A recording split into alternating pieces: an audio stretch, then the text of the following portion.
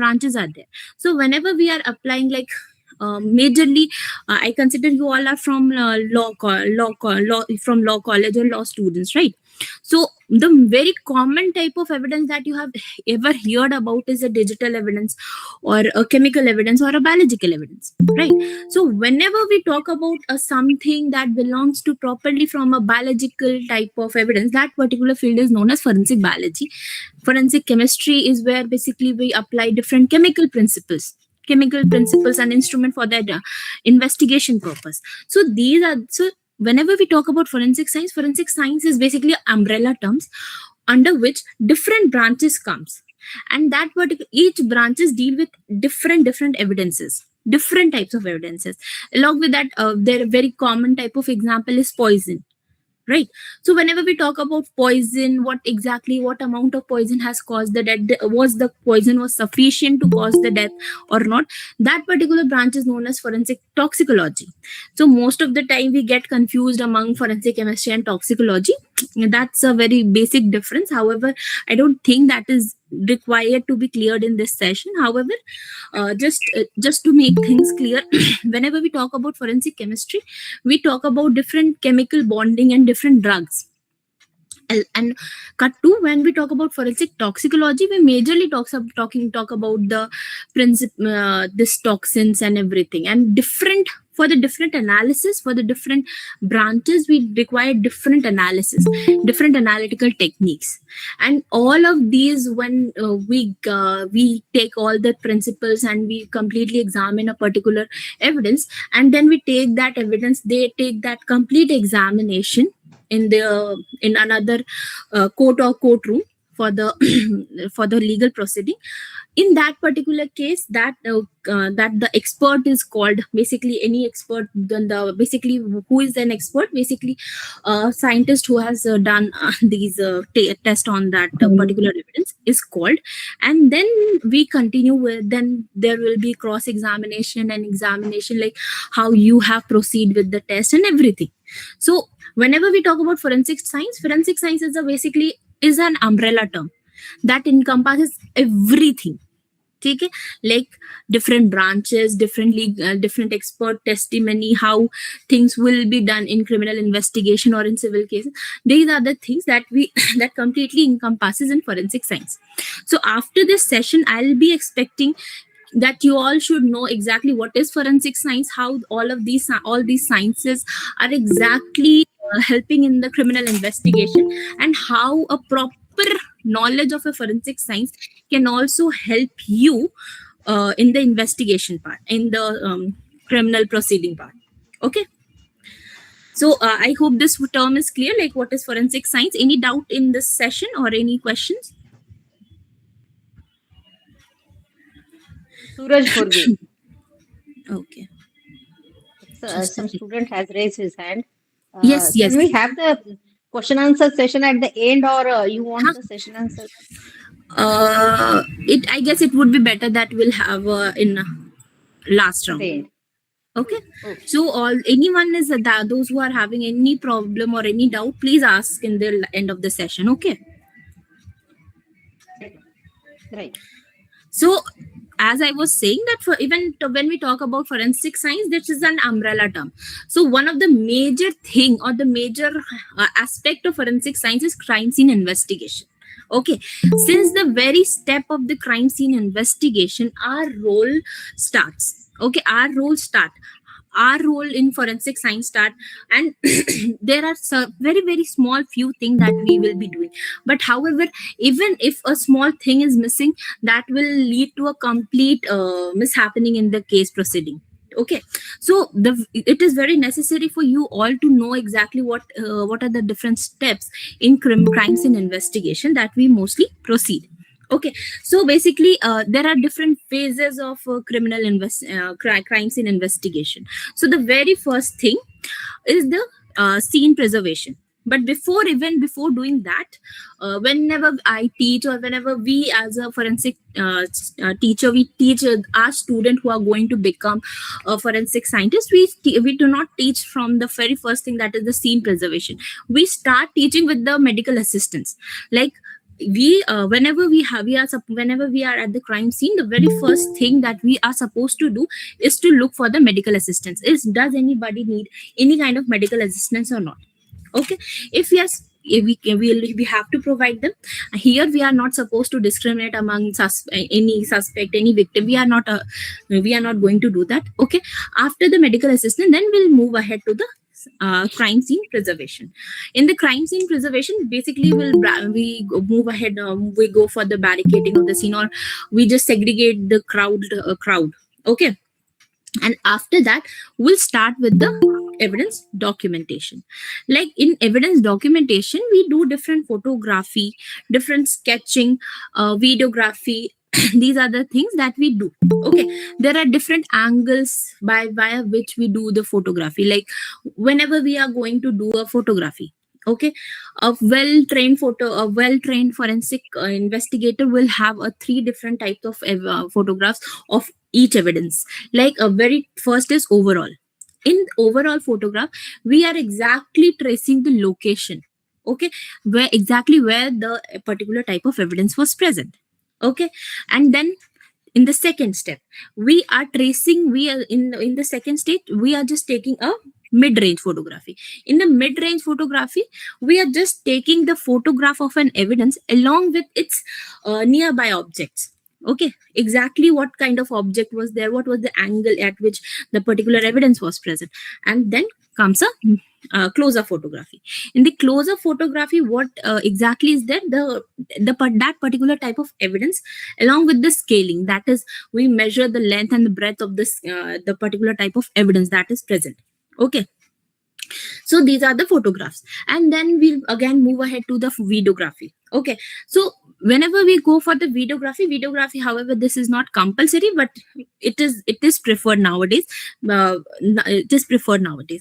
So in videography, similarly, we do like in that we did in the photography part, like an overall, then mid range, and then close up. Okay, but this videography is more preferred nowadays, because in the videography you can easily dictate the situation. Exactly क्या situation है वहाँ पे, we can easily dictate that. Okay, and then we move ahead to the sketching part.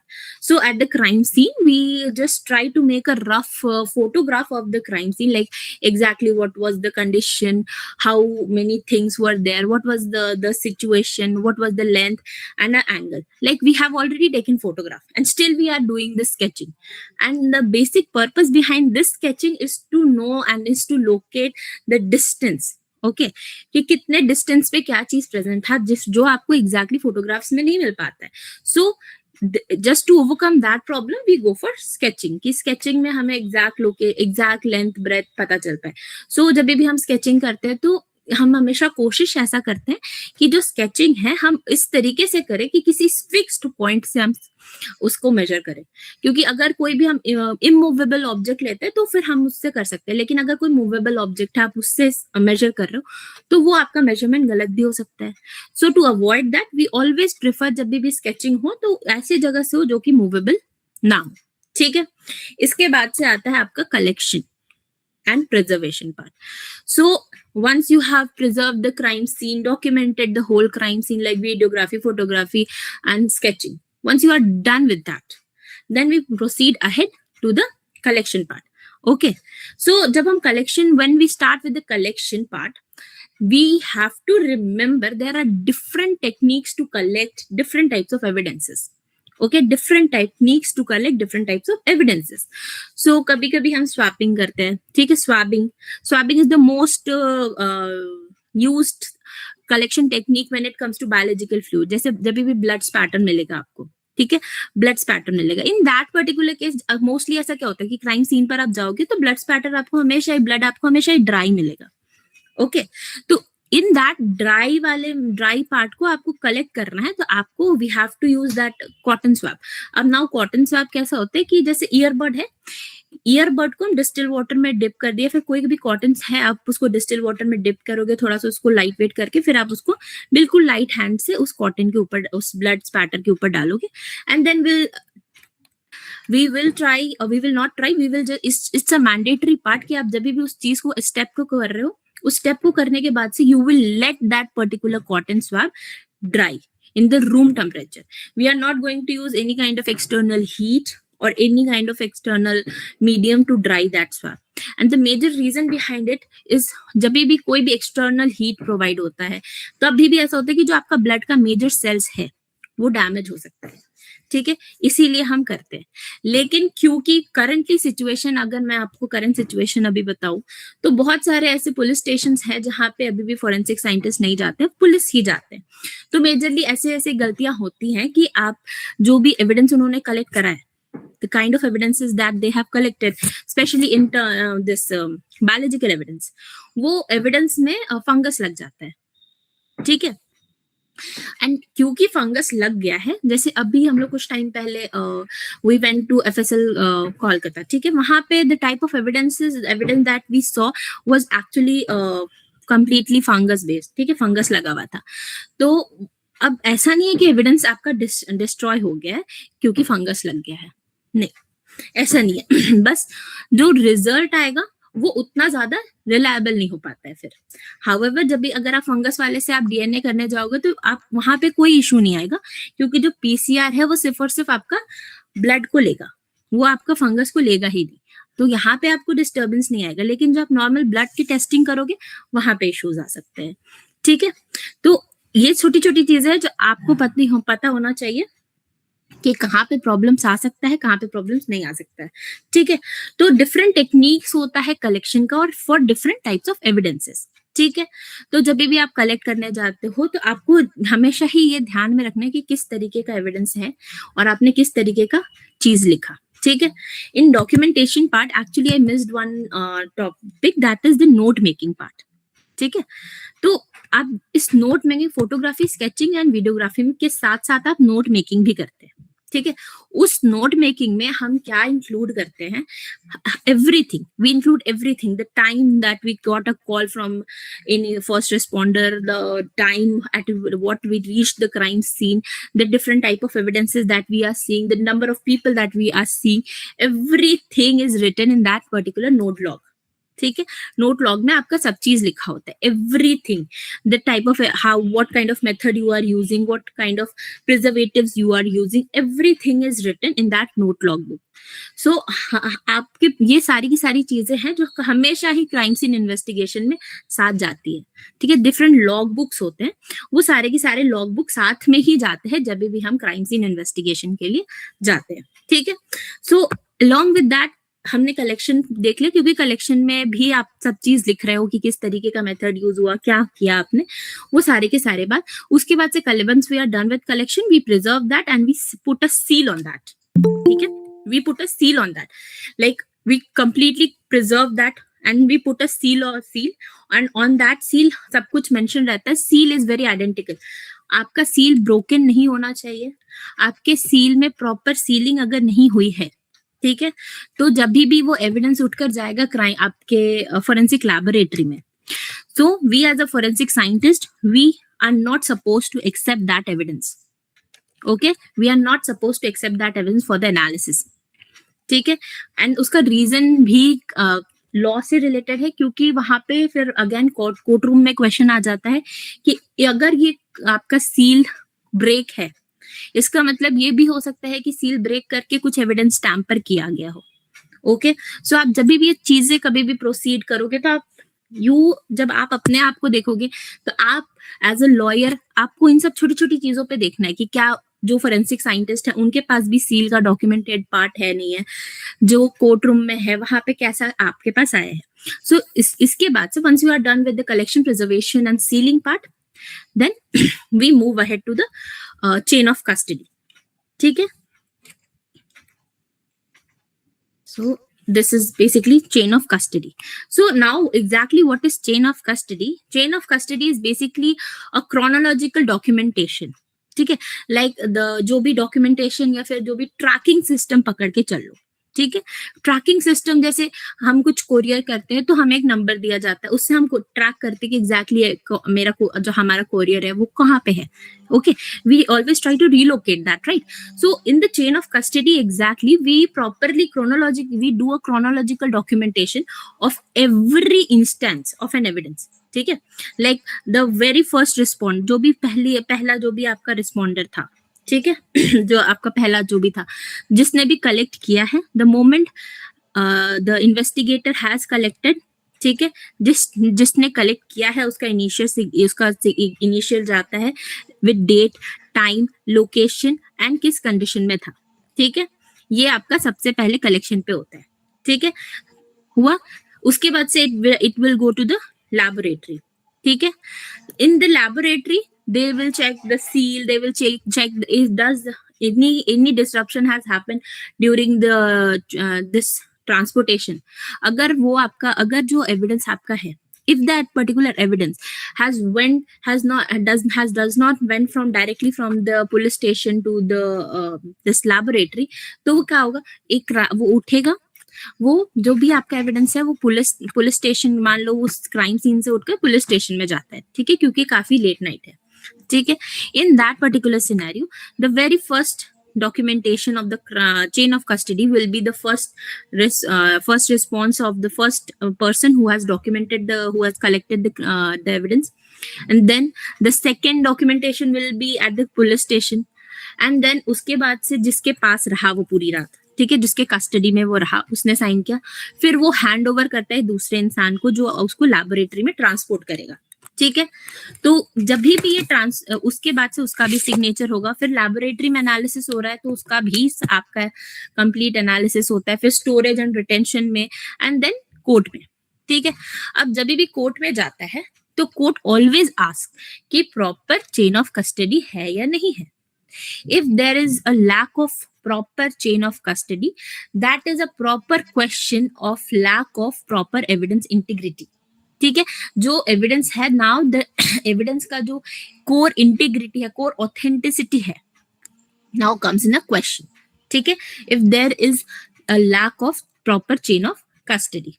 Okay, so whenever just remember कि जब आप chain of custody क्या है, जैसा कि मैंने बोला, एक क्रोनोलॉजिकल डॉक्यूमेंटेशन है, विच मीन्स कि जहां से आपका एविडेंस उठा है, just the one who has picked the evidence, who has collected the evidence, who has preserved the evidence and who has sealed the evidence, उससे लेकर जब तक वो कोर्ट रूम में गया, till the court presentation, किसके किसके हाथ में था वो एविडेंस, कब कब कहाँ कहाँ था, उसका एक क्रोनोलॉजिकल रिकॉर्ड होता है।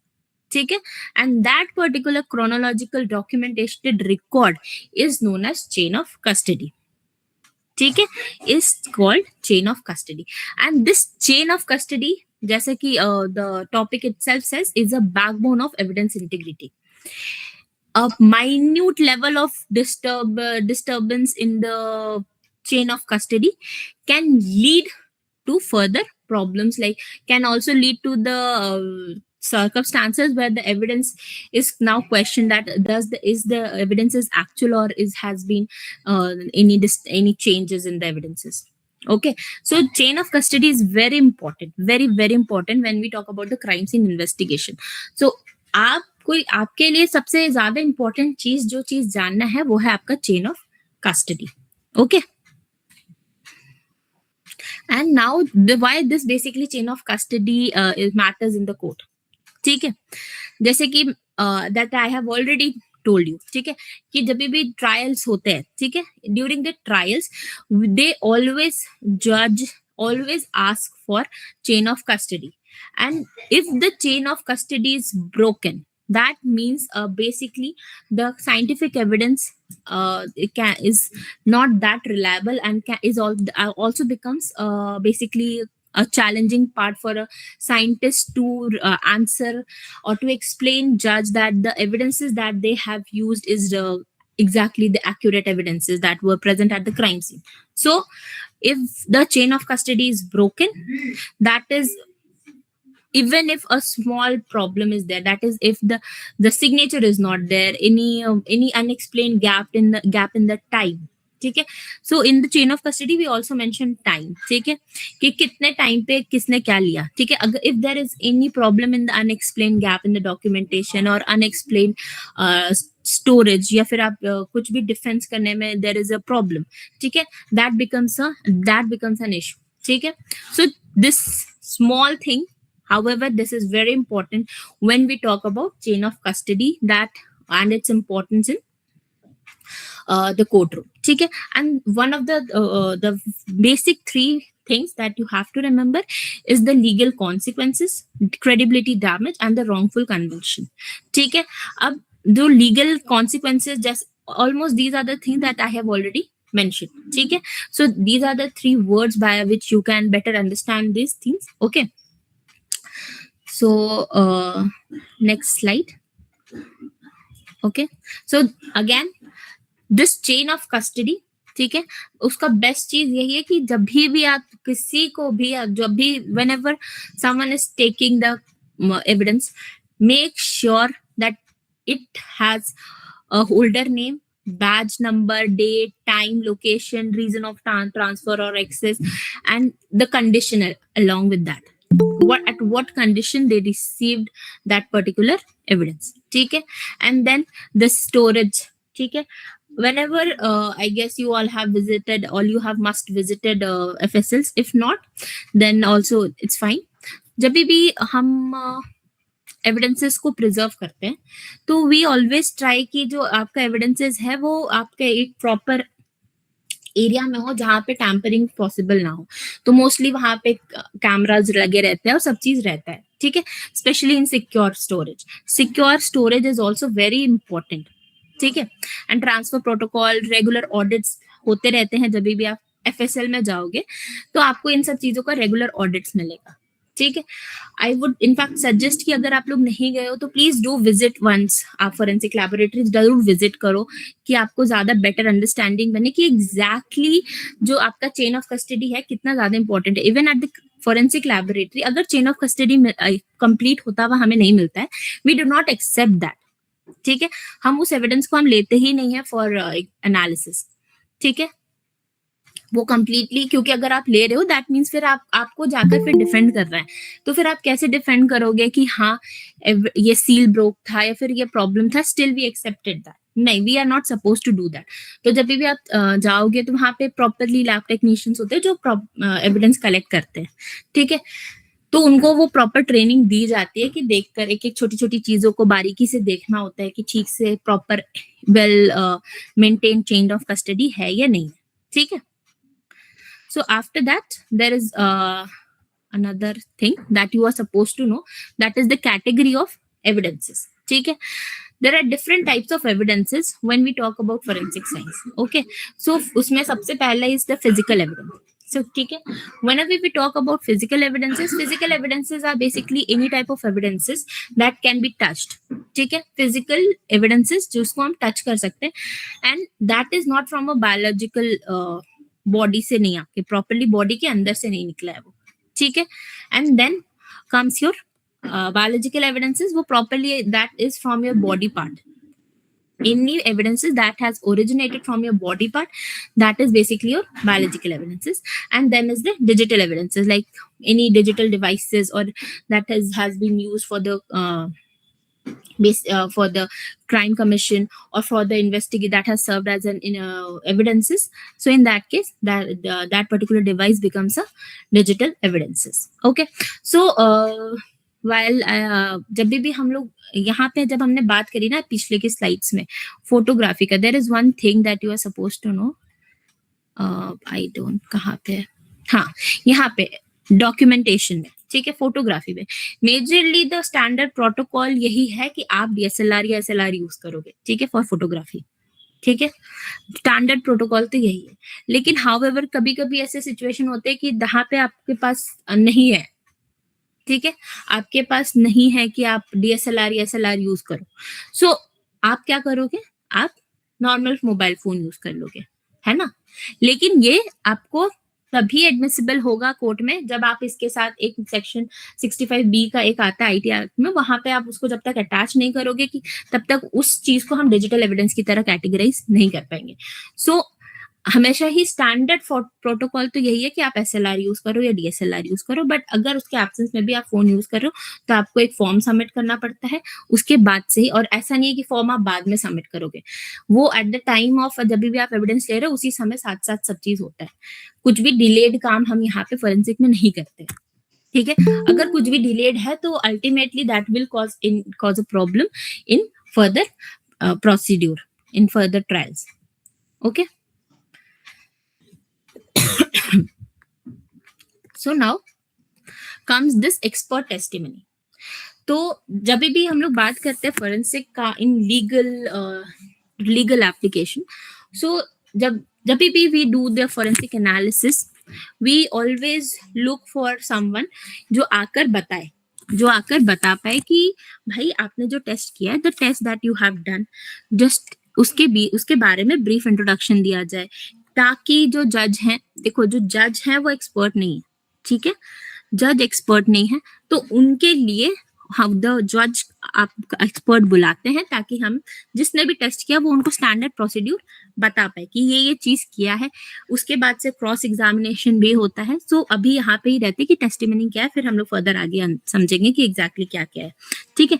तो जब भी हम बात करते हैं एक्सपर्ट टेस्टिमनी का, तो expert testimony is basically any forensic expert basically that has been called to in the court room, ठीक है, called in the courtroom for the explanation or for translating the technical findings that are mentioned in the forensic report, ठीक है। So that particular expert is called to just to make judge understand exactly what things they have done, okay, so that the juries can basically evaluate in a better way, ठीक है। जो juries हैं, जो जजेस हैं, वो उसको better evaluate कर पाए, दैट्स वाई एक्सपर्ट को हम इनवाइट करते हैं, ठीक है।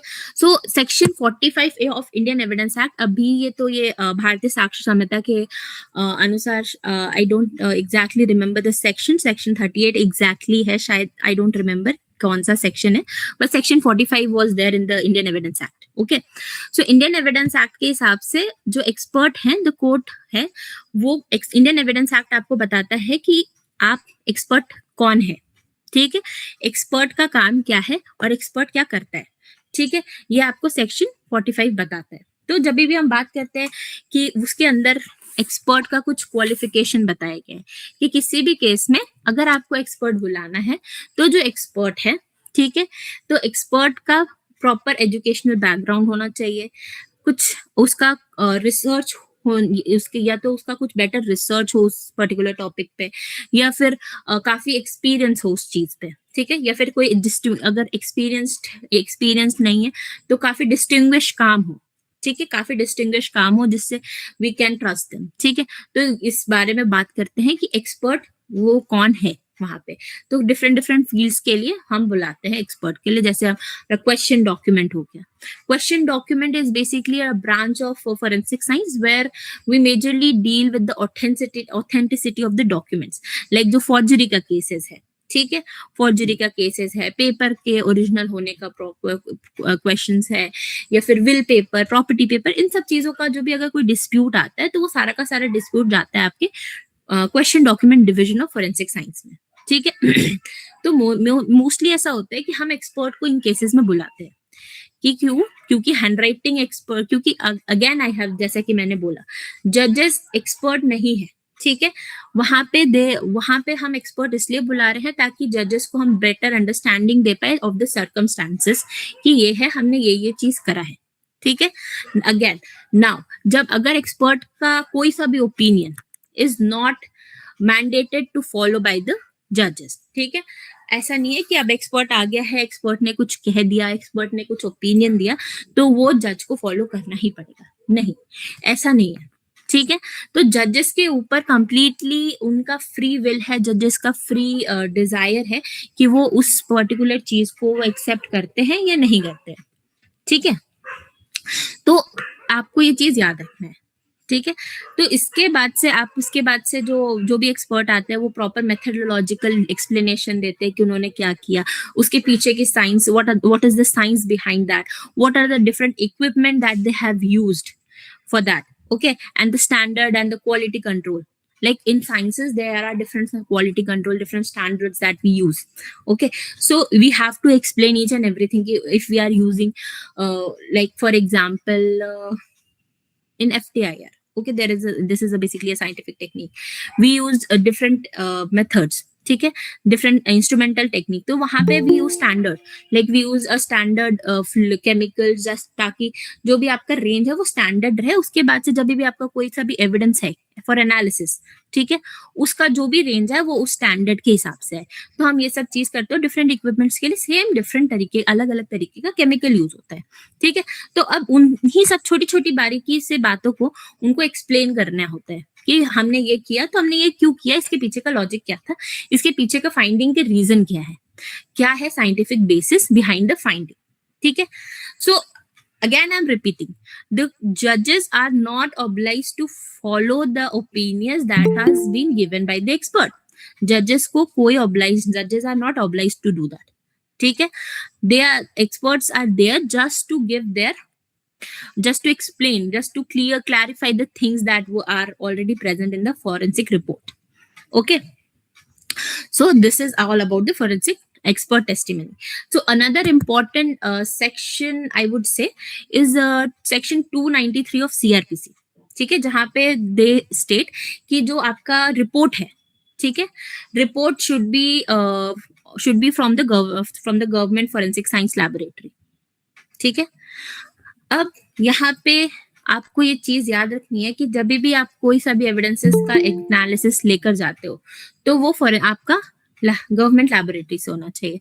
बट अगर ऐसा है तो फिर बहुत सारे ऐसे इन्वेस्टिगेटिंग एजेंसीज हैं अभी प्रेजेंटली, है ना, तो फिर वो क्यों है? So the very first thing, बहुत सारे ऐसे केसेस हैं जहाँ पे हमें कोर्ट रूम में प्रेजेंट नहीं करना पड़ता है, इसीलिए भी वो सारे के सारे एजेंसीज एग्जिस्ट करते हैं. एंड अलोंग विद दैट बहुत सारे ऐसे रिनाउंड जगह है, रिनाउंड चीज ये है जहाँ पे कि फाइंडिंग्स को कोर्ट एडमिसिबल करता है. ठीक है, कोर्ट एडमिसिबल करता है. Just like one of the case I have read, exactly मेरे को केस याद नहीं है, वहां पे सिफ्स का, शर्लॉक इंस्टीट्यूट का उन्होंने एडमिसिबल किया था. तो अगर कोर्ट को, आप कोर्ट से परमिशन लेकर जा सकते हो कि आप उससे करवा रहे हो, लेकिन without the permission you can not do that. ठीक है, so this is all about the expert testimony. So sorry, just give me a second. Yeah, so now basically there comes a Frye's and Daubert standard. ठीक है, अब जब भी हम fries and Daubert standard का बात करते हैं ना, तो बेसिकली ये क्या है फ्राइज एंड डॉबर्ट स्टैंडर्ड? आपका बेसिकली एक जजमेंट का, जो भी आप जजमेंट प्रोवाइड कर रहे हैं, जो भी juries the kind of judgment they are providing, ठीक है, उसके ऊपर बेस्ड होता है. ठीक है, लाइक जो भी आपका ये क्या कहते हैं, जैसे जब भी आप कोर्ट में जाते हो, ठीक है, तो कोर्ट में कुछ स्टैंडर्ड्स होते हैं. ठीक है, जो भी कोर्ट है, court is basically exist to deliver justice. ठीक है, बट अब ये justice can not be based on intuition और can not be based on suspicious और alone on scientific authority. Okay, so basically there should be a reliable proof. ठीक है, like in modern criminal trials, just basically this science plays a very powerful role, like the DNA. ठीक है, DNA हो गया, DNA के अलावा आपका ballistics. Now ballistics I guess you don't know, even if you know, no, don't know, I'll tell you. Basically in ballistics, when we talk about ballistic is basically the field of forensic science where we investigate about the different type or the different mark that are present on the bullet. Any firearm related issues comes under forensic ballistic. Okay, so like the DNA, ballistic, toxicology, different marks. ठीक है, these basically these are few types of evidences that particularly influence the final verdict. ठीक है, however basically the courts are not laboratories, so and judges are not scientists. ठीक है, so it is a responsibility of judges to ensure a fair trial. ठीक है, अब उसी fair trial में, और फेयर ट्रायल का पार्ट है आपका फ्राइज एंड डॉबर्ट स्टैंडर्ड. ठीक है, बेसिकली जो भी आपका एविडेंसेस है, ठीक है, the evidences, any kind of evidences, basically we have to check the does any scientific technique that has been used in the evidence analysis was flawed या exaggerated था या फिर poorly understood था. ठीक है, तो हम जो आपका ये स्टैंडर्ड के बारे में बात हो रही है, ये उसी चीज को गेट कीपिंग की तरह यूज करता है. ठीक है, ताकि जो भी अगर कुछ भी मिसअंडरस्टूड साइंस है या फिर जंक साइंस है, उसको हम एक्सक्लूड कर सके फ्रॉम द कन्विक्शन, जिससे कि आपका जो कन्विक्शन होगा can be in a better वे, ताकि अलॉन्ग विद दैट आप कोई भी रॉन्गफुल कन्विक्शन होने से हम बचा पाएंगे. ठीक है, ये हो गया. उसी में आता है आपका ये फ्राइज एंड डॉबर्ट स्टैंडर्ड. तो जब हम कोर प्रिंसिपल का बात करते हैं फ्राई स्टैंडर्ड का, तो बेसिकली फ्राई स्टैंडर्ड में हम क्या बात कर रहे हैं कि जो साइंटिफिक एविडेंसेस है वो कोर्ट में एडमिसिबल है. ठीक है, कोर्ट में एडमिसिबल है only if the scientific principle and the technique is generally accepted. ठीक है, generally accepted and does belong to relevant scientific community. ठीक है, तो ये तो हो गया आपका. तब इसका बेटर अंडरस्टैंडिंग के लिए आप समझिए कि फोरेंसिक साइकोलॉजी, आप लोगों को पता है फोरेंसिक साइकोलॉजी का बहुत ही बड़ा मेजर ड्रॉबैक यही है कि that is not widely acceptable thing. और उसका अनदर रीजन भी है, लेकिन just to make you things understand in a better way, जैसे जो ब्रेन मैपिंग है, पॉलीग्राफ है, नार्को टेस्ट, ये सारा का सारा आपके फोरेंसिक साइकोलॉजी में आते हैं. ठीक है, अब ये सारे के सारे टेक्निक्स हम उसको कंप्लीटली एक्सेप्टेड नहीं है, और उसका रीजन यही है कि साइकोलॉजी इज एन आर्ट. ठीक है, आर्ट का प्रॉपर सब्जेक्ट है. ठीक है, अब वहां पे हम we are applying science just to know, लेकिन it is a partial arts. ठीक है, हम जस्ट अपने एनालिसिस के बेसिस पर हम डाल रहे हैं, कोई प्रॉपर साइंटिफिक प्रूफ हम नहीं दे रहे. ठीक है, ये हो गया. इसके अलावा बहुत पहले जब बाइट मार्क स्टैब्लिश नहीं हुआ था as a proper core evidence, तभी भी बाइट मार्क के ऊपर भी बहुत सारे केसेस थे जहां जिसको हमने डिनाई किया था. ठीक है, तो जब भी हम बात करते हैं फ्राई स्टैंडर्ड में, we talk about the principle and the techniques that are widely acceptable. ठीक है, not just we focus not only whether the technique is perfect और एक्यूरेट, वी ऑल्सो फोकस कि कितना एक्सेप्टेबल है. जैसा कि बाइट मार्क का मैंने एग्जांपल दिया, बाइट मार्क में इशू यही था कि जो एरर रेट्स आ रहे थे उसके ऊपर प्रॉपर उनके पास डेटा नहीं था. ठीक है, ताकि because of the absence of that error data, bite mark का एक्सेप्टेबिलिटी पे क्वेश्चन आया था. ठीक है, वो किसके हिसाब से होता है, that is according to the Frye standard. ठीक है, अब फ्राई स्टैंडर्ड में बेसिकली जो जज है ना वो पैसिव रोल प्ले करते हैं. जो बेसिकली द जजेस does not investigate scientific detail या एरर रेट या फिर एक्सपेरिमेंटल डिजाइन, बट द जज properly inquired, properly just investigate its acceptability. ठीक है, if the basically answer, अगर the technique is widely acceptable by the expert in that particular field, and then it will be considered, and if not widely acceptable, then the answer is no, that is the evidence is excluded. ठीक है, उसके बाद से आता है आपका ये Daubert standard. When we talk about Daubert standard, जब हम डॉबर्ट स्टैंडर्ड का बात करते हैं तो डॉबर्ट स्टैंडर्ड में वो बेसिकली क्या बात कर रहा है कि दो कोर प्रिंसिपल के बारे में, that is reliability and relevance. Okay, अब यहाँ पे हम बात करें कि जो साइंटिफिक एविडेंस है, this scientific evidence must not only be relevant to the case, but should also be scientifically reliable. ठीक है, जो कोर्ट है must ensure that the science is valid okay before it and should be shown to the जज. ठीक है, अब ये पूरा आपको दिखाना पड़ेगा कि हाँ भाई ये दिस इज रिलायबल. ठीक है, उनको आपको with proof you have to submit कि दीज आर द थिंग्स. ठीक है, अब यहाँ पे प्रॉपर डॉबर्ट स्टैंडर्ड में क्या होता है कि जो जजेस हैं वो एक्टिवली गेट कीपिंग का काम करते हैं. लाइक वो प्रॉपरली देखते हैं कि थ्योरी पब्लिश किया गया है नहीं किया, कितना पोटेंशियल एरर रेट है, क्या कंट्रोल स्टैंडर्ड है, क्या एक्सेप्टेंस है. ठीक है, वो प्रॉपरली उसमें इन्वेस्टिगेट करते हैं. ठीक है, तो जब अच्छे से इसको समझ, वापस से मैं रिपीट करती हूँ, जब हम फ्राई स्टैंडर्ड का बात करते हैं, इन फ्राई स्टैंडर्ड में हम क्या बात कर रहे हैं, हम वाइडली एक्सेप्टेबिलिटी का बात कर रहे हैं. ठीक है, एंड इन डॉबर्ट स्टैंडर्ड बेसिकली जजेस आर रिक्वायर्ड टू इवैल्यूएट कि जो साइंटिफिक रीजनिंग है वो सही है या नहीं है. ठीक है, जज इवेल्युएट कर रहा है, ठीक है।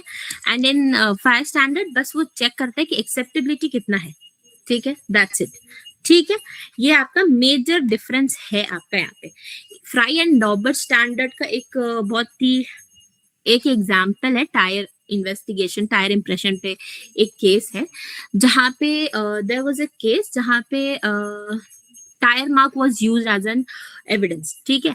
नाउ अब जो टायर में पंक्चर हुआ था, उस पंक्चर का कुछ इशू हुआ था, वो आई don't remember the case exactly, लेकिन वहां पे यही हुआ था कि जो भी इंसान है, ठीक है, जो भी इंसान था उसको हटा के जो टायर था, ठीक है, टायर के ऊपर पूरा का पूरा फोकस आ गया।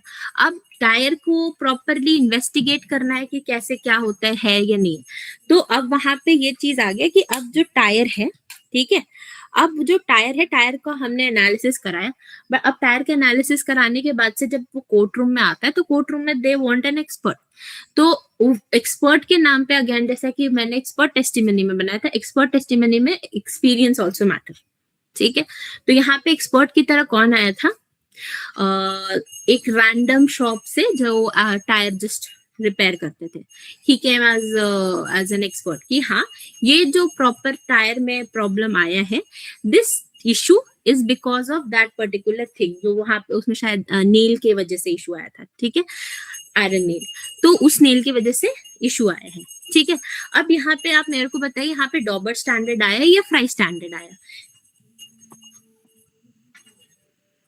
यहाँ पे जज खुद से एक्टिव रोल प्ले किया, खुद से इन्वेस्टिगेट, खुद से क्वेश्चन ये किया, या फिर जो जज है वो जस्ट वाइडली एक्सेप्टेबिलिटी के हिसाब से गया? बताइए। फ्राइड। जी हाँ, फ्राई स्टैंडर्ड, वो वाइडली एक्सेप्टेबल, जो भी शॉपकीपर है उसके हिसाब से उन्होंने जस्ट एक्सेप्टेड द फैक्ट कि हाँ, this might have happened. So now, coming to the examination of witness and expert testimony, जब भी कोई एक्सपर्ट आता है, ठीक है, या फिर विटनेस आता है, वी गो फॉर प्रॉपर, इस बार ये आप लोगों को बहुत अच्छे से पता होगा कि जब भी आते हैं तो हम क्रॉस एग्जामिनेशन में जाते हैं। बहुत सारे डिफरेंट टाइप्स ऑफ एग्जामिनेशन है जिसमें हम बहुत ही इन्वेस्टिगेट करते हैं, प्रॉपर इन्वेस्टिगेशन में हम जाते हैं, पूरा क्वेश्चनिंग करते हैं कि एग्जैक्टली क्या है क्या नहीं है, वी गो फॉर दैट, ठीक है। तो उसी का सबसे मेजर पार्ट है में आता है आपका क्रॉस एग्जामिनेशन। अब this is basically a very powerful legal safeguard in criminal investigation, जैसे कि आप लोगों को बहुत अच्छे से पता होगा, है ना। तो ये आप यहाँ पे वी क्वेश्चन एक्सपर्ट, ठीक है, we question expert, and we do not question expert just to insult them और not to prove that the science is used. Basically the major purpose is to test the reliability, honesty and the limitations of the forensic evidence. जैसा कि मैंने पहले भी बोला, not all evidences are directly admissible in the courtroom, ठीक है। बहुत सारे ऐसे evidences हैं that are not directly admissible, ठीक है। अब जब हम evidence admissibility का बात करते हैं, तो आप एक चीज याद रखिएगा कि आपको जब भी आप विटनेस का एग्जामिनेशन करोगे या फिर एक्सपर्ट का एनालिसिस करोगे, आपको ये पता होना चाहिए कि किसकी रिलायबिलिटी ज्यादा है, ठीक है। अगर आपके पास विटनेस है, ठीक है, विटनेस है, कोई एक क्राइम हुआ, ठीक है, उस क्राइम का आपके पास द विटनेस इज सेइंग कि उसने वहां पे कुछ नहीं देखा, ठीक है। अब लेकिन आपके पास सीसीटीवी फुटेज है, आपके पास डीएनए रिपोर्ट है और एक और फिंगरप्रिंट है, ठीक है। इन दैट पर्टिकुलर सिनेरियो आपके पास साइंटिफिक एविडेंसेस रिले आपको मैच नहीं कर रहा है आपके विटनेस के स्टेटमेंट से, तो आप क्या, तो उसकी तो क्या होगा यहाँ पे?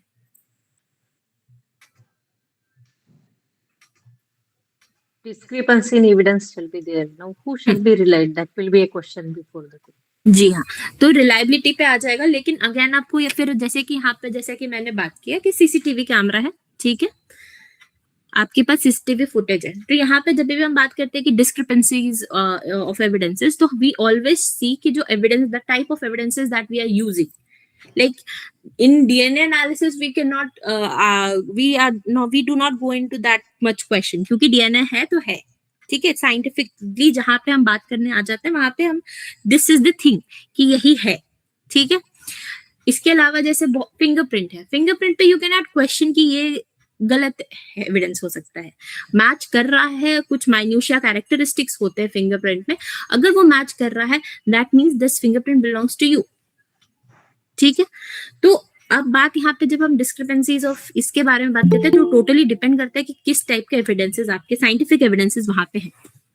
ठीक है, किस टाइप के, नॉट ओनली द एविडेंस, किस टाइप के, जो the type of evidence that are more reliable, that are more scientific in nature, if that is in the question then जज विल सी दैट। ओके, और अगर मान लो witness is not sure with whatever he और she they have seen at the crime scene and उसके साथ में कुछ साइंटिफिक एविडेंस आते तो वहां पे कोलैबोरेटिव एविडेंसेस की तरह बन जाते हैं कि हाँ ये चीज है, तो मे बी जो विटनेस जो कह रहा है वो सही कह रहा होगा। ठीक है, तो हमें हमेशा देखना होता है कि किस टाइप के एविडेंसेस हैं वहां पे। जैसे कि मैंने इससे पहले कोट किया था फोरेंसिक साइकोलॉजी का। ठीक है, अगर फोरेंसिक साइकोलॉजी आप यूज कर रहे हो, जैसे नार्को हो गया, पॉलीग्राफ हो गया, ब्रेन मैपिंग हो गया, इन दैट पर्टिकुलर सिनेरियो अगर हम कुछ भी किसी भी एन नंबर ऑफ हम एविडेंस, जब तक हम कुछ और बेटर एविडेंसेस लेकर नहीं आते, बेटर साइंटिफिक एविडेंसेस, वहां पे हम प्रॉपरली साइंटिफिक एविडेंस पे रिलाई नहीं करेंगे इस पे। और इसका बहुत सारे रीजंस है, जैसे कि आर्टिकल 21 ये सब चीज को ये वॉयलेट करता है, आपका सेल्फ इंक्रिमिनेशन को वॉयलेट करता है, ये सारी की सारी चीजों को ये वॉयलेट करता है प्रॉपर फॉरेंसिक साइकोलॉजी। ठीक है, तो वो सब आपका इश्यूज आ गया।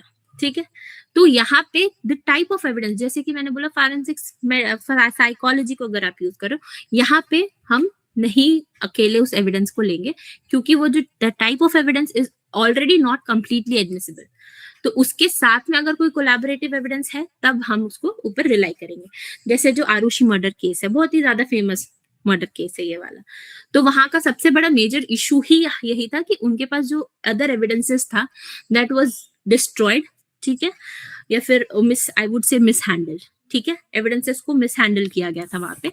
अब उसके बाद से वहां पे ये इशू आया कि जो भी evidences, the type of evidences वो लोग वहां पे सबमिट कर रहे थे वो प्रॉपरली फॉरेंसिक साइकोलॉजी का एविडेंसेस था। ठीक है, आई गेस उन्होंने नार्को किया था, है ना, तो वहां पे ये इशू था। So totally depend the type of evidences that we are using.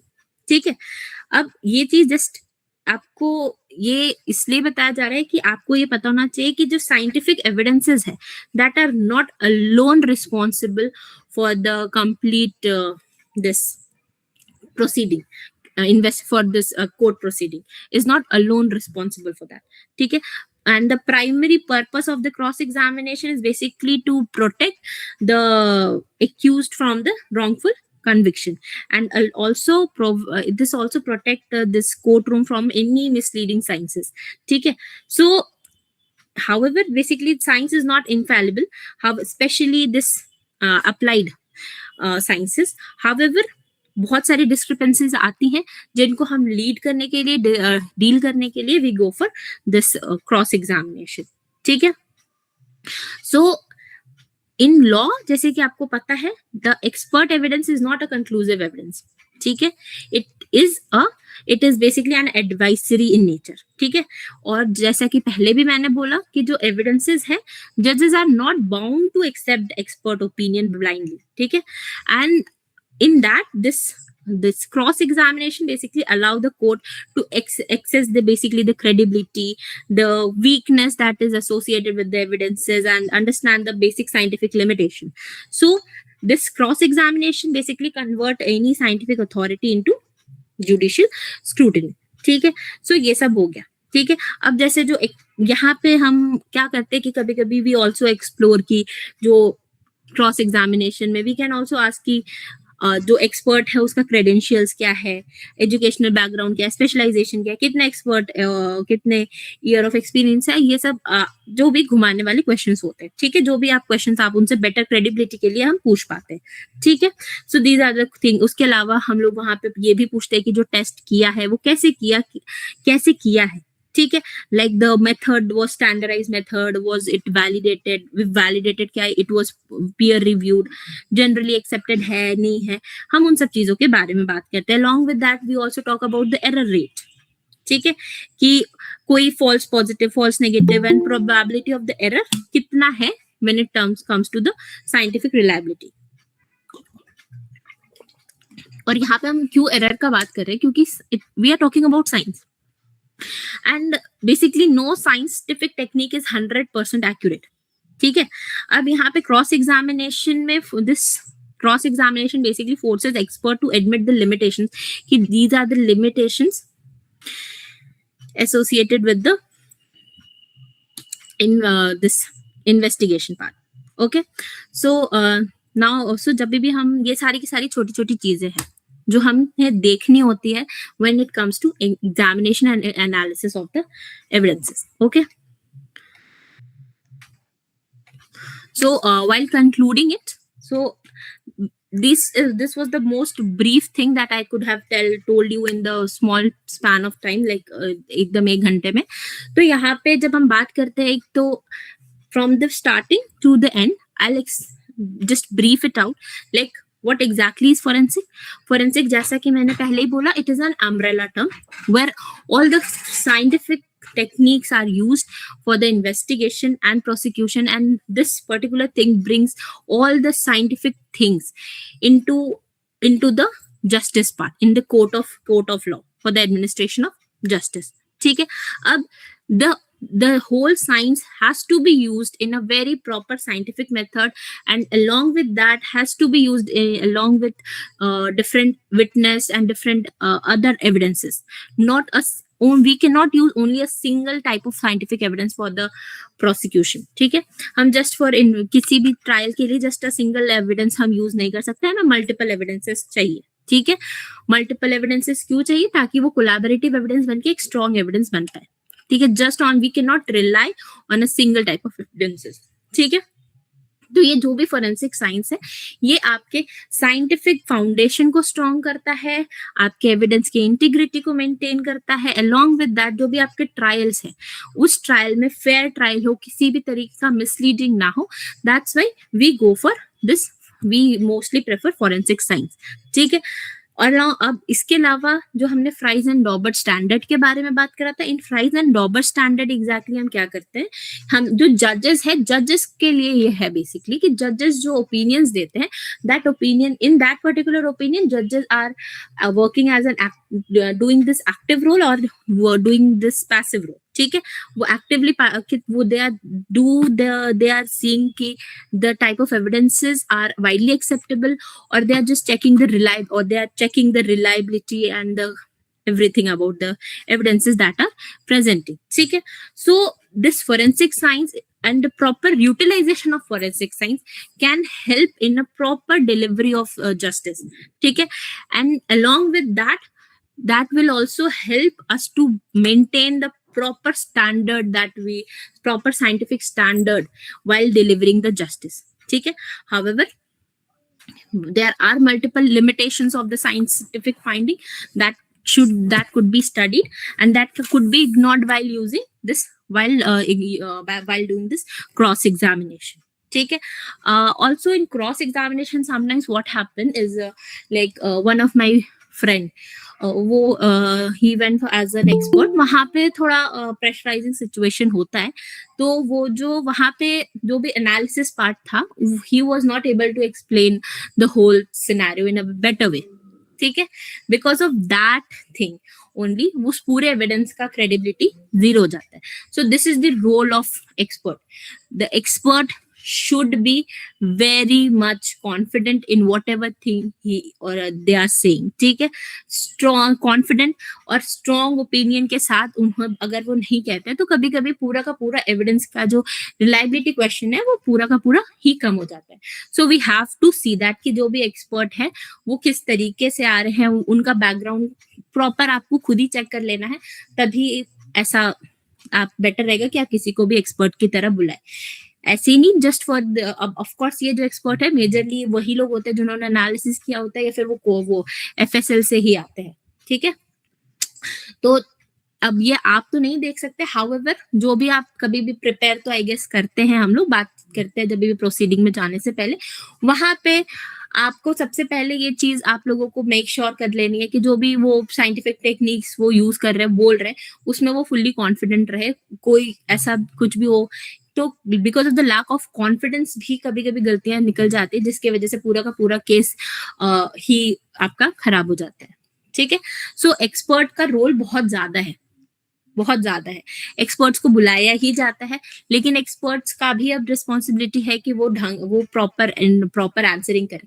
सो पहले के टाइम पे ऐसा था कि फॉरेंसिक एक्सपर्ट्स जैसे वो लोग वो सारे के सारे जनरल साइंसेस के होते थे। ठीक है, तो वो उतना ज्यादा फोरेंसिक को नहीं जानते थे जितना ज्यादा अब जैसे अब प्रॉपर बैचलर्स और मास्टर्स पूरा प्रॉपर फोरेंसिक्स में चल रहा है। So they now experts they know in a better way कि एग्जैक्टली किस तरीके से फोरेंसिक चल रहा है, किस तरीके से क्या चीज हो रहा है। They know it in a very better way and they are defending in a better way. Okay, so now because of this particular thing, forensic science is currently evolving and it will keep evolving क्योंकि अभी crimes तो चल ही रहा है, बढ़े ही जा रहा है और हमारा साइंस भी ग्रो करे जा रहा है। ठीक है, तो जैसे कि लेटेस्ट टेक्नोलॉजीज पे जैसे कि हम जा रहे हैं। हाउएवर यहाँ पे गवर्नमेंट का रोल भी बहुत ज्यादा आ जाता है कि फोरेंसिक के ऊपर जितना उन्हें इन्वेस्ट करना चाहिए वो करे, ताकि प्रॉपर इन्वेस्टिगेशन में हम काम कर पाए। क्योंकि till now the type of techniques that we are using in the forensic lab वो बहुत ही पुराना है। नाउ इट्स हाई टाइम हम उसको अपग्रेड करें। ठीक है, so that was all about the presentation. आप लोग अपना क्वेश्चंस पूछ सकते हैं। Dear participants, the session is open for discussion. Before the students, may I start with my question, ma'am? Yes, ma'am. Ma'am, as you said, there are limitations of forensic sciences. So can you please, in short, tell me what could be the probable limitations of forensic science? Like the very first thing, ठीक है, nowadays अब हम लोग बहुत ही अभी भी complete के जगह पे नहीं हुआ है। Most of the cases the police personnels are responsible for the collection and the preservation part. ठीक है, if the collection and the preservation has not been done in a proper और एक्यूरेट वे, क्योंकि जैसा कि मैंने बताया हर evidence का अलग अलग कलेक्शन एंड प्रिजर्वेशन पार्ट होता है, और जो पुलिस है उनको 1 वीक का ट्रेनिंग ही दिया जाता है इस चीज का। ठीक है, इन दैट पर्टिकुलर थिंग अगर वो प्रॉपर कलेक्शन और प्रिजर्वेशन नहीं होता है, वो आपका सबसे बड़ा मिसलीडिंग चीज हो जाता है। ठीक है, आपको गलत आपका जो रिजल्ट है हो सकता है वो प्रॉपर एक्यूरेट रिजल्ट ना आए। ठीक है, तो ये हो गया। इसके अलावा जैसे कि मैंने पहले अभी वापस से मैं रिपीट कर रही हूँ कि डिफरेंट आपका जो फोरेंसिक साइकोलॉजी है, ठीक है, कुछ ऐसे जैसे कि कुछ ऐसे टॉपिक्स है, कुछ ऐसे सब्जेक्ट्स हैं जो कि कंप्लीट साइंस नहीं है, जहाँ पे एरर रेट्स ज्यादा है, वो सारा का सारा ही आपका मेजर लिमिटेशन में आता है। ठीक है, अब उसके अलावा अगर एक्सपर्ट आकर ठीक से डिफेंड नहीं कर पाए, again that comes under a limitation. Okay, Right. In the initial slides, you told that if blood is not collected properly, then there might be fungus infection. yes, fungus रहेगा। So, is it mentioned in the report itself, or it is for the lawyer to identify whether the blood was properly collected or there is fungus? It is not mentioned in the report. ठीक है, अगर जैसे कि अगर if the question जो भी आपको police वाले जो क्वेश्चन करते हैं वही हमें we are suppose to answer, right? If the question is about is the particular fluid is blood और not, okay, in that particular thing we can say yes, but यहाँ पे ही आपका थोड़ा सा हिंड्रेंस क्रिएट होता है, नॉट दैट मच हिंड्रेंस, लेकिन a small minute level of hindrance is caused because of the fungus. लेकिन यहाँ पे भी दे विल नॉट मेंशन कि जो आपका सैंपल आया था वो आपका फंगस हो गया उसमें, they will not mention that. आपको खुद ही पूछना होगा कि was the collection and preservation was done in a proper way। तो ये सब चीज हम मेंशन नहीं करते। अगेन अगर डीएनए एनालिसिस के लिए अगर आपको वो प्रॉपर क्वेश्चन है तो यहाँ पे आपको हिंड्रेंस कॉज नहीं होगा, क्योंकि जो हम प्रॉपर टेक्निक यूज करते हैं ना पीसीआर ये सब का, तो वहां पे वो सिर्फ और सिर्फ डीएनए ह्यूमन डीएनए को लेता है। ठीक है, तो वहां पे आपको कोई हिंड्रेंस कॉज नहीं होगा। अच्छा, ये जो है how much time it takes for fungus infection in the blood? I'm just asking so that if there is a time gap between actual occurrence and then collection of evidence or collection of blood stains, that could be a good question for the defense. या सो जब भी time होता है, ठीक है, एक और चीज मैंने जो देखा था कि जैसे उन्होंने क्या किया था कि हमें कभी भी ब्लड एविडेंस को प्लास्टिक में पैक नहीं करना होता। प्लास्टिक हाँ में पैक करने के बाद से ही वो सबसे पहले फंगस डेवलप करता है। और डेवलप गीला होता है। अगर हाँ गीला मान लो जो आप हमने डिस्टिल वाटर में करके एविडेंस कलेक्ट किया, उसको भी अगर हमने प्रॉपर ड्राई नहीं किया, ठीक है, रूम टेम्परेचर पे, तभी भी होता है कि वहां पे फंगस ज्यादा बने। तो विद इन आपका 1 5 to 7 days आपका फंगस डेवलप करना शुरू कर जाता है। तो वहां से ही आपका जो एविडेंस है वो डिटोरिएट कर जाता है। जैसे कि हमें पता है कि इंडियन जुडिशरी इतना फास्ट तो काम करती नहीं है ना। तो आपको पास मेजरली जो भी एविडेंसेस आएंगे, अगर ऐसा कुछ होता है तो वो अगेन आपका फंगस के साथ ही आएगा, अगर उसका कलेक्शन आपका प्लास्टिक बैग में हुआ है तो। प्लास्टिक बैग में हुआ है तो एनी हाउ वहां पे फंगस आना है। One more question I would like to ask ma'am. Yes ये मैम, प्लीज जब हम कंटिन्यू। लोग एविडेंस जो कलेक्ट करते हैं, जब ये जैसे एज यू सेड कि डीएसएलआर या फिर एसएलआर कैमरा है तो बेटर रहेगा फोटोग्राफ्स या फिर वीडियोग्राफी। तो अगर in what could be the probable limitations or what could be the disadvantages of this if you are not using the DSLR or SLR camera? There is no that particular thing. Basically we are you properly using, ताकि हम उसमें proper date time location आ जाता है। along with that हम standardly use करते हैं, ठीक है, क्योंकि क्राइम सीन पर हम फोन ले जाना नहीं ले जाने वाला सीन पे आ जाता है। पहले के टाइम पे इतना फोन नहीं यूज होता था। इन दैट सिनेरियो वहां पे हम डीएसएलआर और एसएलआर ही यूज करते थे, और तब से ही वो स्टैंडर्ड प्रोसीड्यूर बना रहे। इसीलिए मैंने भी बाद में बोला कि अब मोबाइल सेलफोन भी यूज होता है, ठीक है, लेकिन क्योंकि ये अभी भी स्टैंडर्ड प्रोटोकॉल में मेंशन नहीं है, so you have to attach a form जहां पे आप बोलोगे कि आपने मोबाइल फोन को you have used mobile phone as a evidence for the evidence capture. 65B I guess that is the form number 65B। तो वो हम अटैच करते हैं exactly at the same time जब हम उस फोन को यूज कर रहे हैं। तो कोई ऐसा साइंटिफिक बैकग्राउंड नहीं है, लेकिन हाँ स्टैंडर्ड प्रोटोकॉल में ये मेंशन है। Hello Got it. जी hello madam, this is Vilas. Good evening. जी, गुड इवनिंग सर। मैडम आपने अभी जो बताया बायोलॉजिकल एविडेंस जो बताया इसमें उसमें जैसे कि ब्लड सैंपल है, स्प्रूटम है, सीमेन सैंपल है, यूरिन सैंपल है, ये जो कलेक्ट किए जाते हैं डीएनए टेस्ट के लिए, तो ये within how much period it should be submitted to the lab? Sir ये ऐसा कुछ ये नहीं, we are already using some preservatives, ठीक है, जिसके वजह से जो आपका एविडेंसेस है वो that will be safe till जब भी आपका एनालिसिस होगा इट विल बी सेफ। कोई इशू नहीं। I am sorry for the background noise, कुछ बैकग्राउंड नॉइज आ रहा है तो आई एम सो सॉरी। यहाँ पे फेस्टिवल चल रहा है। Okay ma'am. या सो जब भी हम बात करते हैं ना एविडेंसेस का, तो हम हमेशा ये चीज मेक श्योर करते हैं कि हम उसमें प्रिजर्वेटिव डालें और करेक्ट प्रिजर्वेटिव डालें। If we are using correct preservative तो वो कभी जब भी आप निकालोगे एनालिसिस के लिए वो आपको मिल जाएगा फॉर प्रॉपर एनालिसिस, ठीक है। लेकिन अगर आप अगर आपने नहीं किया है प्रॉपर प्रिजर्वेटिव यूज तो वो आपका विद इन 1 to 2 days ही खराब हो जाएगा। जैसे आपका कई बार क्या होता है, क्राइम सीन पर जो ब्लड सैंपल रहता है तो उसमें कुछ मिट्टी या अदर पार्टिकल्स उसमें मिक्स रहते हैं जी। हाँ, तो वो सैंपल क्या वही इंटैक्ट रहेगा वो आखिरी तक प्रिजर्वेटिव डालने के बाद भी? जी सर, कुछ इश्यू नहीं आएगा। इनफैक्ट जब भी हम कलेक्ट करेंगे तो हम पूरा सॉइल के साथ ही, मान लो सॉइल डिप्ड आपका ब्लड है जहाँ पे सॉइल में डिप्ड सॉइल स्मर्ड है, तो वहां पे हम प्रॉपर सॉइल के साथ ही कलेक्ट करते हैं और प्रॉपर उसको ड्राई कर हम डालते हैं, ठीक है। अगर आप वेट डाल रहे हो तो अगेन आपको इशू है, पर आप ड्राई कर रहे हो तो वहां पे वो प्रिजर्व्ड रहेगा। Okay ji.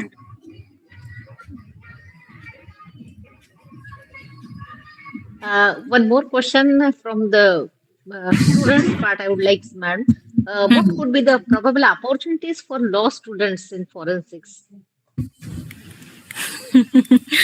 That's nice.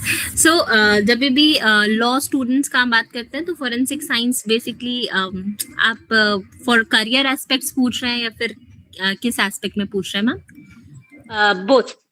Career aspect से भी पूछ रही हूँ कि आफ्टर लॉ है क्या कुछ ऐसा स्कोप हाँ जो मैम बच्चे बिल्कुल जी जी करिए अदरवाइज आप हमने सुना है बीएससी या फिर ग्रेजुएशन इन फॉरेंसिक्स तो नहीं उसके बाद में नहीं normal graduation is required basic graduation BSc from any stream basically यही लिखा रहता है और उसके बाद से आप मास्टर्स कंटिन्यू कर सकते हो बीएससी फ्रॉम एनी स्ट्रीम और बीएससी फॉरेंसिक साइंस यही लोग करते हैं तो आप masters in forensic science I guess आप for moving ahead in career just doing a course is another thing and doing this for a career perspective that is another thing तो No, उन career perspective you cannot go ahead yes, much ahead yes, law students हाँ cannot pursue that.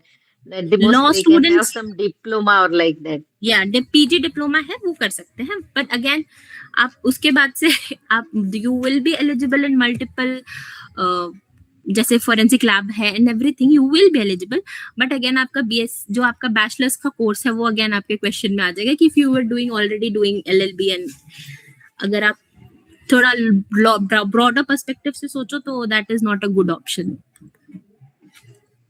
आपने एक just reference दिया था cyber forensics तो उसमें क्या क्या आता है what is included what is encompassed in cyber forensics types of evidences right हाँ when we talk about cyber forensic we talk about the any kind of the digital evidences like आपका pen drive हो गया आपका proper laptop हो गया आपका system monitor UPS mobile phone WhatsApp images और जो भी आजकल आपका डीप फेक डेटा आ रहा है ना वो deep fake data any type of evidences that has been created और any type of crime that has been caused because of the digital evidences that comes under cyber forensic तो उसका proper investigation होता है different tools है हमारे पास cyber में different tools हैं उन tools को हम use करते हैं और data extract करते हैं जैसे बहुत सारे ऐसे criminals हैं जो proper data delete कर देते हैं है ना तो data deleted data को retrieve करना और हार्ड डिस्क से भी डिलीटेड है तो वो सारा का सारा चीज आपका साइबर फोरेंसिक्स के अंदर आता है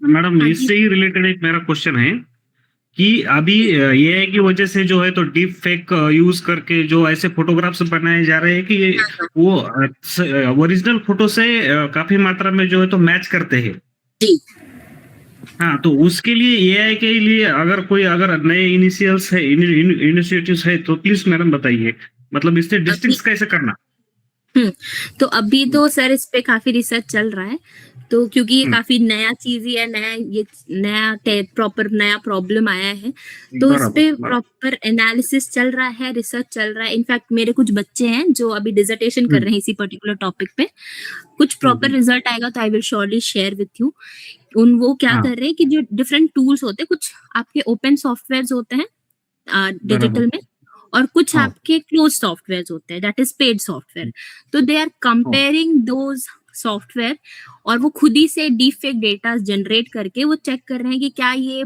डिटेक्ट कर पा रहे हैं कि ये एआई जनरेटेड है या नहीं है और कितना वो डेटा रिट्राइव कर पा रहे हैं फ्रॉम ओरिजिनल डेटा तो इस पे ही डिसर्टेशन का टॉपिक हमने डाला है कि कर पा रहा है या नहीं कर पा रहा है तो अगर कुछ भी पॉजिटिव रिजल्ट आता है कैसा भी रिजल्ट आएगा I will surely share with you Yes, ma'am. Thank you.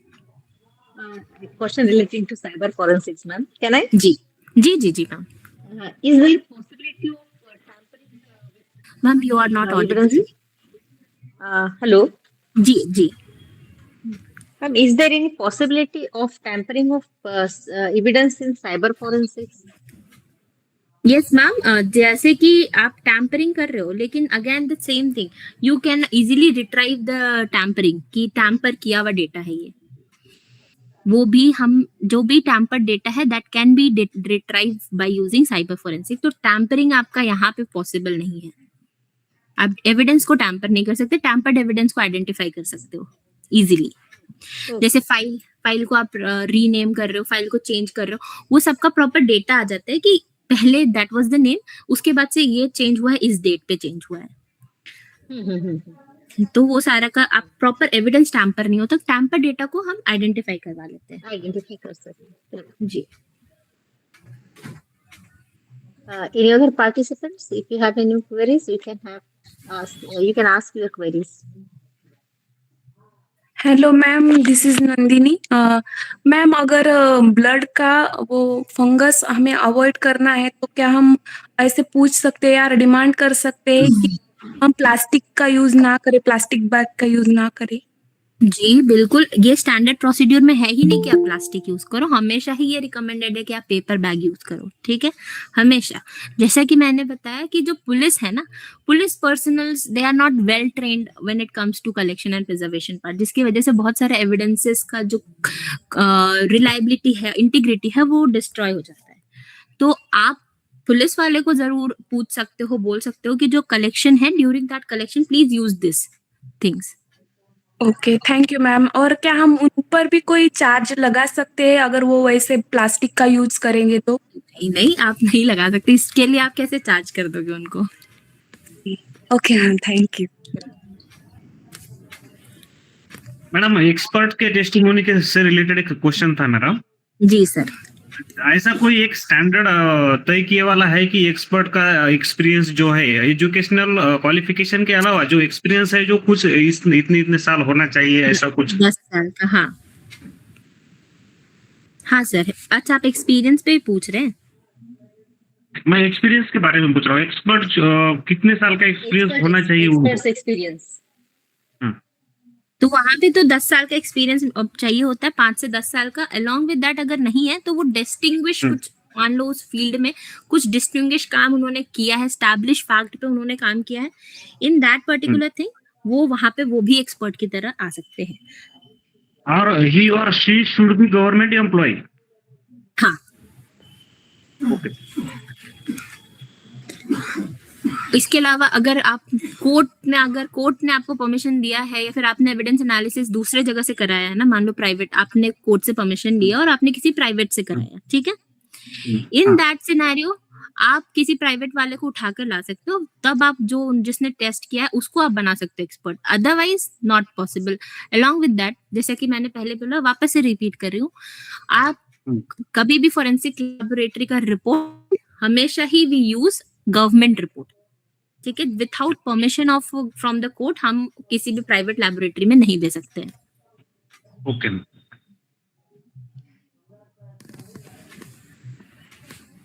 Any other questions? Participant students, do you have any queries?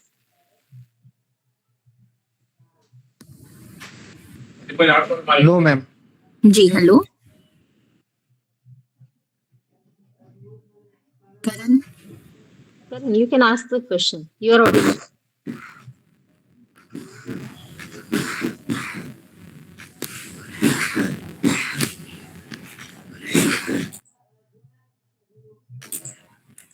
Karan, you are audible. You can proceed with the question. And if not, there might be some great issue. Or any other who wants to ask the question, you can directly put your question in the chat box as well. So there is no such issue. Okay.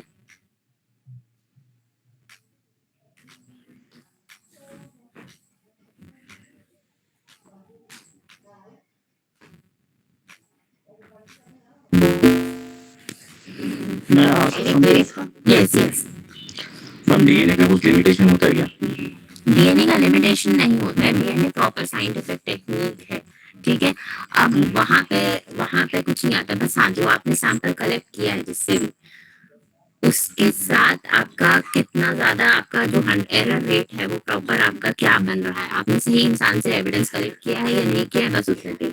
DNA proper sure short complete scientific evidence है जिसपे questionable नहीं होता, वो उसने दिया है तो that is दिया। अगर वहां पे इशू आ रहा है, इसका मतलब है कि जो एविडेंस है, तो जो आपने एविडेंस यूज किया है वो गलत आपने यूज किया है। ओके, और कलेक्ट करने का और कौन कलेक्ट कर सकता है उसका कुछ होता है, मतलब प्रोसेस वगैरह से कुछ स्पेसिफिक पर्सन है जो इनमें से आपने ये फॉरेंसिक वाला है उसने लेना चाहिए या अदर कोई ले सकता है? इन सर्कमस्टेंसेस पुलिस कलेक्ट करती है तो उनको तो नॉलेज रहती है। देखो मैं बताती हूँ, जैसे कि जैसे डीएनए नॉर्मली पैटर्निटी के केस में, फिर हम सेक्सुअल असॉल्ट के केसेस में, है ना, तो इन सेक्सुअल असॉल्ट के केसेस में ऐसा होता है कि from the suspect you police officials के प्रेजेंस में कलेक्ट होता है, वो नहीं करते हैं, ठीक है, उनके प्रेजेंस में प्रॉपर टेक्नीशियन या कलेक्ट करते हैं, ठीक है। अब वहाँ पे जो सस्पेक्ट है दे कैन यूज ब्लड, या फिर आप सीमेन यूज कर लो, जो भी आपका है, ठीक है। अब अगेन तो वो proper in the presence of police आपका टेक्नीशियन ही कलेक्ट करता है, ठीक है, पुलिस कलेक्ट नहीं करती। अगेन पुलिस उसको प्रिजर्व करके देता है। एंड विसेरा विसरा तो आपका डॉक्टर करते हैं प्रॉपर। जैसे कि जो विसरा है वो प्रॉपर, अगर हम बात करें तो वो फॉरेंसिक टॉक्सिकोलॉजी वाला पार्ट में आ जाता है ना, कि poison analysis. So what we do exactly कि जो आपका बॉडी है that is went for the postmortem analysis, the MBBS doctor they take the whole visceral sample out from your body and they properly preserve that and then they hand it over to the police officials. So again, you have the police officials, they are not responsible for the collection. Okay, thank you. There is no independent. Just a second. I'm just opening the chat box. My question, can forensic science sometimes be misleading, like how experts they do not ensure accuracy. ठीक है, वो they जो भी forensic medical test we do they all are standard expert standardly accepted methods, ठीक है। तो वहां पे हम कुछ नहीं कर रहे, we are everything is in a proper standardized way, the amount, the everything is proper in a standard way. So if the type, if तो वो मिसलीडिंग तब होगा जब आपका एविडेंस कलेक्शन या प्रिजर्वेशन में कुछ इशू आया, या तो ऑफ कोर्स कुछ करप्शन का केस है, जैसे कि कुछ आई गेस पुणे वाला एक केस था, है ना, जिसमें जो the mother exactly exchange the blood from blood of his son, ठीक है, विद द ड्राइवर, जो हिट एंड रन केस था। I guess you all remember that case, है ना। वहां पे अगेन वो मिसलीडिंग था, वहां पे the particular blood sample show कि उसके ब्लड में कोई अल्कोहल का प्रेजेंस नहीं है, लेकिन दैट वाज प्रेजेंट। पर क्यों उसके अल्कोहल, जिसके ब्लड में अल्कोहल वाज नॉट प्रेजेंट, वो किसका ब्लड था, वो ड्राइवर का ब्लड था, ठीक है। बट यहाँ पे वो मिसलीडिंग है, जब आपके प्रॉपर एविडेंस आपने जो कलेक्ट किया है, प्रिजर्व किया है, वहां पे कुछ इशू आ रहा है, तब बाकी जो आप टेस्ट कर रहे हो वहां पे कोई इशू नहीं आ रहा। इसके अलावा जो एक्सपर्ट है, हाउ दे आर प्रेजेंटिंग, वो बहुत बड़ा इशू हो सकता है। How they are presenting, how they are explaining things, वो बहुत बड़ा इशू वहां पे क्रिएट हो सकता है। ओके, सो जब हम प्रॉपर साइंस का बात करेंगे तो that can not mislead until और अनलेस जो आपका evidence analysis collection preservation part में इशू नहीं आया है, वहां पे वो तब तक वो मिसलीड नहीं कर सकता, ठीक है। अलॉन्ग विद दैट आपको 10% का एरर रेट रहता है, साइंस 100% एक्यूरेट नहीं है, science is prone to errors, ठीक है। इसीलिए हम हमेशा मल्टीपल एविडेंसेस को देखते हैं और कोलैबोरेटिव एविडेंसेस को भी देखते हैं। एक सिंगल साइंटिफिक एविडेंस के बेसिस पे we do not go for conviction, ठीक है। There is no independent record before the court to continuous custody.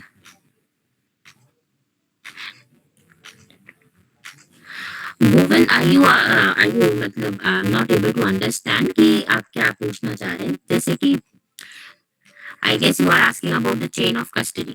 ठीक है, in record there is a proper record, proper channelized record that is present at the courtroom. ठीक है, proper channel, proper chronological order में there is a proper independent record of exactly where was the evidence. Okay, till its forensic examination and सब चीज proper evidence रहता है। Without that हम कभी forensic lab में accept ही नहीं करते, ठीक है। So there is a proper record of it.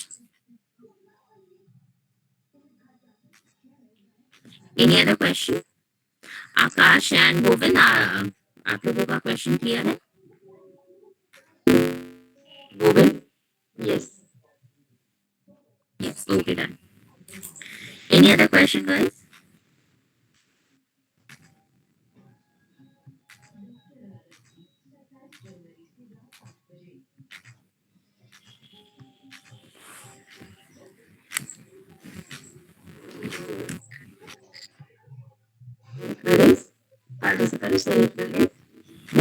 Good evening. Good evening sir. Helicopter Rohit Kumar बोलते हैं मैडम। जी सर। मैडम हिंदी और इंग्लिश, हिंदी और इंग्लिश में वाले विचार है, अंग्रेजी में। ओके मैडम, जो आपने बताया, मेरा क्वेश्चन ऐसे, मेरा क्वेश्चन साइबर रिलेटेड था मैडम। जी सर। आपने बताया कि साइबर क्राइम का अगर जो प्रॉब्लम रहता है तो उसको गवर्नमेंट ऑथराइज रहेगा क्या प्राइवेट का भी चलेगा उसको?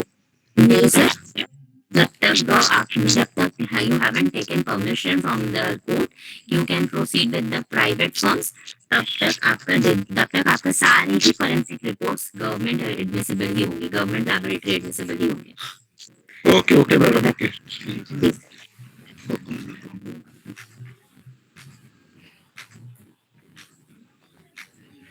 Okay. Any other question?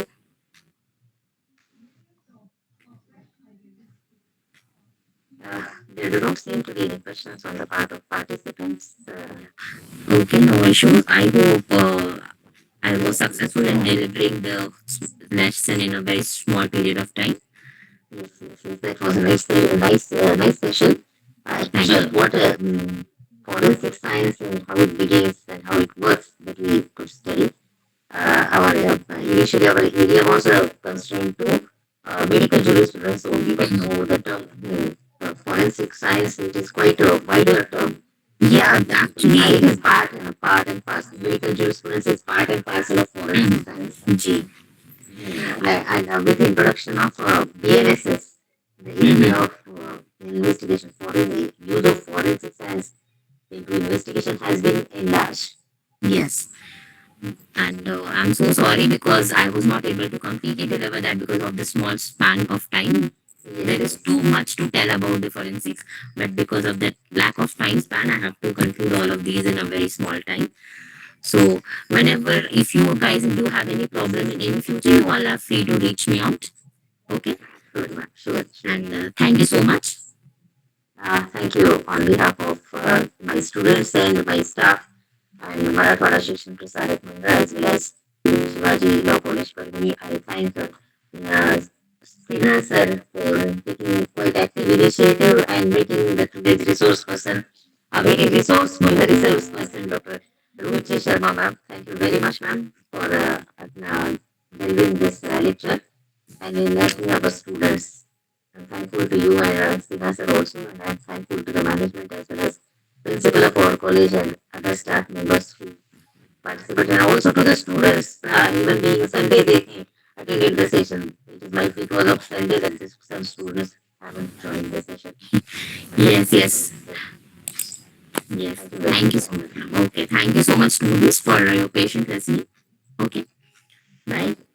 Bye. Thank you, ma'am. Thank you, sir. Good night, ma'am. Good night. Good night, everyone.